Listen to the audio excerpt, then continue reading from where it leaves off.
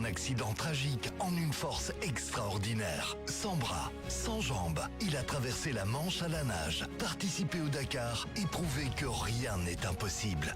Le 15 octobre, à la salle de la Fraternité, venez vibrer à travers son témoignage rempli d'émotions, d'humour et d'inspiration. Une soirée unique au profit de l'association Let's Go.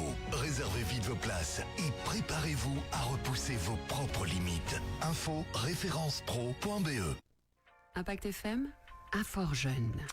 Et tout doucement, nous arrivons vers un nouveau billet à Fort-Jeune avec Rachel Gazon. Bonjour Rachel. Bonjour Patrick. On est prêt pour un nouveau billet. Ben oui. C'est le quantième billet, j'ai pas regardé. Le 1207e. Oh là là là. Alors, on va l'intituler ce billet de la semaine, le corps européen de solidarité. Il faut savoir que de nombreux jeunes cherchent à s'engager, à donner de leur temps pour une cause qui a du sens, et que ce soit chez nous en Belgique ou même ailleurs en Europe. Et justement, il existe un programme qui leur permet de faire gratuitement et de vivre une expérience unique. C'est le corps européen de solidarité et on en dit plus évidemment sur le sujet aujourd'hui. Effectivement, alors le corps européen de solidarité, c'est un programme de mobilité gratuit financé par l'Union européenne et qui permet aux jeunes de 18 à 30 ans de s'engager dans des projets solidaires en Belgique ou à l'étranger. Ce programme a pour objectif de renforcer la cohésion et de promouvoir la solidarité au sein de la société européenne. Il vise à encourager la participation civique, sociale, culturelle et politique des jeunes à travers des activités de solidarité de grande qualité.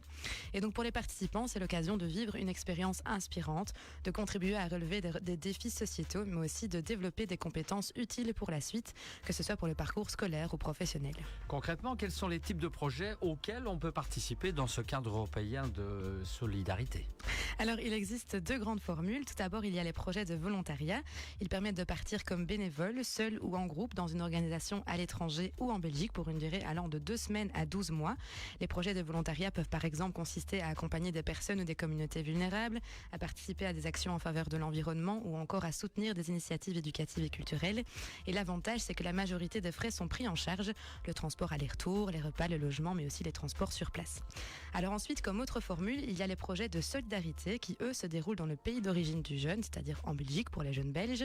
Les jeunes doivent constituer un groupe de minimum 5 jeunes et mettre en œuvre un projet de solidarité pour une durée de 2 à 12 mois maximum sur un thème qui leur tient à cœur. Donc ça peut être sur l'inclusion et la diversité, l'environnement et le climat, l'accueil et l'intégration des réfugiés, la santé et le bien-être, la participation démocratique, le sport, la culture, l'entrepreneuriat ou encore l'éducation.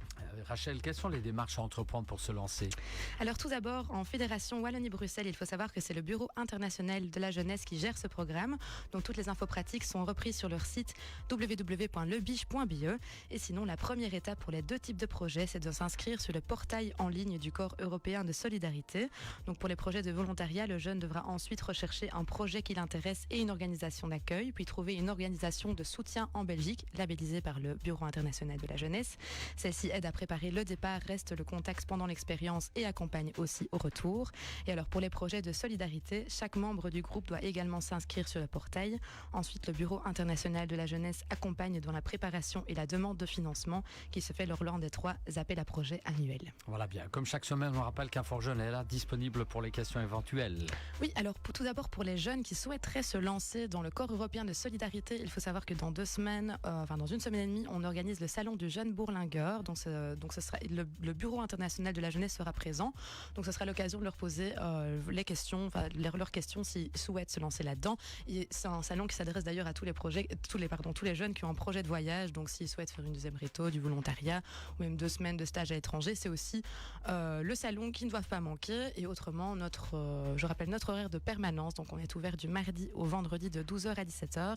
Il est possible de venir sur place sans rendez-vous ou alors de nous contacter par téléphone au 080 33 93 20, par mail sur info@inforjeunemalmedy.be et évidemment sur les réseaux sociaux comme Facebook et Instagram. Et voilà donc pour les détails pratiques. Le corps européen de solidarité, c'était le thème de la semaine et on se retrouvera évidemment la semaine prochaine, mercredi, même heure.